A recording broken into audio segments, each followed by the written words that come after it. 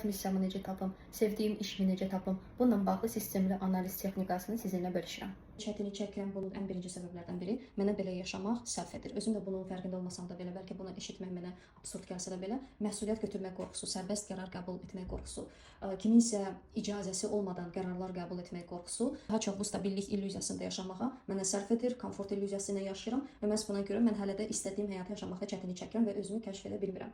Nəyə görə özümü kəşf etməkdə çətinlik çəkirəm? Çünki özümlə üzləşmək mənə çox çətindir, mənə qorxuludur, mənə təhlükəlidir. Öz kölgə, qaranlıq tərəflərimlə üzləşmək mənə çətindir. Mən dərinə getməkdən qorxuram və məhz buna görə özümə yalan danışıram. Özümün verdiyim sözləri tutmaqda çətinlik çəkirəm. Kimsə mənə kölgə tərəfləri ilə bağlı nəsə bir şey deyəndə dərhal mən özümdən çıxıram və bu kölgə tərəflərimi də vacib bir hissə kimi özümdə qəbul edə bilmədiyim üçün özümü kəşf etməkdə çətinlik çəkirəm və güclü və zəif tərəflərim haqqında da kifayət qədər bilgili olmadığım üçün təbii ki, missiyamı, sevdiyim işi tapmaqda mən çətinlik çəkəcəm. Biz cəmiyyət olaraq ümumiyyətlə özümüzə yalan danışmağı çox öyrəşmişik. Bunu cəmiyyət bizdə formalaşdırır, sevmədiyimiz həyatı yaşamağı, sevmədiyimiz insanların ətrafında olmağı, sevmədiyimiz işdə olmağı və çox maraqlı bir paradoks var ki, biz hər birimiz demək olar ki, narazıyıq. Bir-birimizə bu narazı olmağı bildiririk, açıq şəkildə şikayətlənirik və şikayətlənməkdən zövq alırıq. Yəni biz bunun üzərində bir həll yolu axtarmaq istəmirik. Bir tərəfdən deyirik ki, mən narazıyam, amma bir tərəfdən də biz konkret addımlar atmırıq.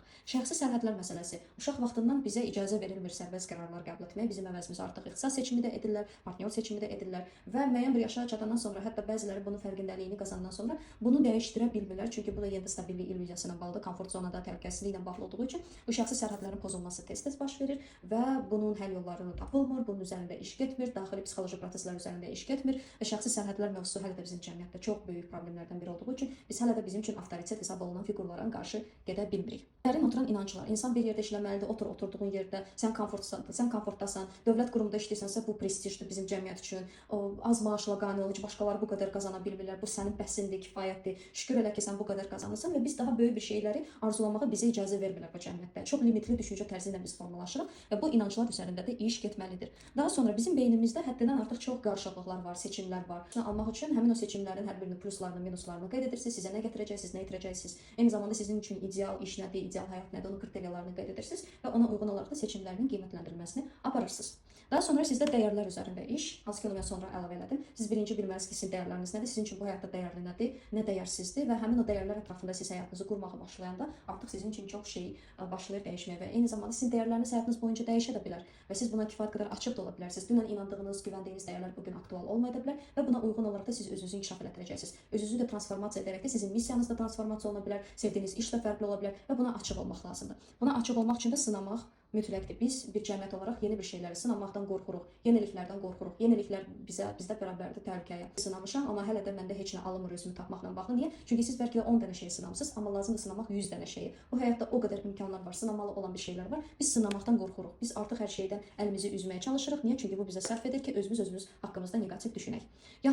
Biz yatırım etməkdən qorxuruq, çəkinirik. Qıtlıq düşüncə tərsi bizə o siqnalları ötürür ki, sən bugün yatırsan, bəlkə də itirə bilərsən və itirmək qorxusu bizim üçün çox çətindir, çox ağırdır və bizdə belə bir düşüncə tərzi var ki, mən o pulu qoysam, sonra o pulu mən necə çıxarda bilmərəm. Bəlkə də o pula mən gedib qəşəng kebablar yeyə bilərəm, qəşəng bir paltar ala bilərəm özümə. Heç olmasa material bir şey olacaq, amma mən hər hansı bir ekspertə yatırım etsəm riskli ola bilər. Ona görə də mən düşünə bilərəm ki, bəlkə də problem ya ekspertin özündədir, ya problem mənim özümdədir. Bilən ekspert yaxşı olsa da belə problem mənim özümdə olduğu üçün mən özümü belə proqramlaşdırıram və nəticə əldə etməməkdə maraqlıyam. Özüm də bunun fərqində olmadan nəyə görə? Çünki mənə belə yaşamaq sərf edir. Çünki əgər mən yeni bir şey inşa edəcəmsə həyatımla bağlı bu böyük bir məsuliyyətdir, ciddi qərardır və mən sərbəst ciddi qərarlar verməkdən qorxuram.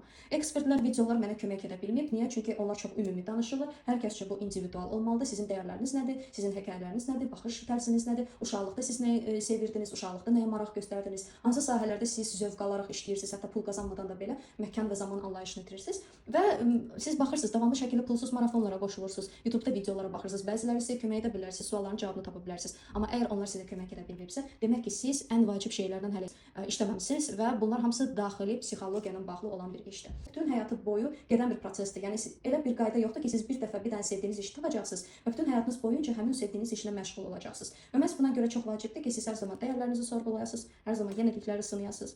Sizin beyninizdə qarşılıqlı yaradan seçimləri yazasınız və onlara kənardan baxasınız, özünüzlə üzləşəsiniz, kölgə tərəflərinizlə üzləşəsiniz, şəxsi sərhədlər üzərində iş, negativ inanclar, sizi limitləyən inanclar üzərində iş. Niyə mənə belə yaşamaq sərf edir? Bunu dərinlik getmək, bu sualı özünüzə vermək nə qədər çətin olsa da belə, məsuliyyətdən qorxmamaq, qərar verməkdən qorxmamaq, addım atmaqdan qorxmamaq, çünki siz zaten heç nə itirməyəcəksiniz bu həyatda və ekspertlər, videolar əgər indiyənə kimi kömək edə bilməyibsə, bu deməkdir ki, bu yatırım tələb edir, individual bir işlə bağlı yatırımdır. Hansı ki, siz bunu zaman-zaman özünüzdə bu düşüncə tərzinizi dəyişdirərək, maddiyata, sistemə, ümumiyyətlə öz həyat tərzinizə, düşüncə tərzinizi dəyişdirərək avtomatik şəkildə artıq bununla bağlı bütün suallarınızın cavabınızı da alacaqsınız.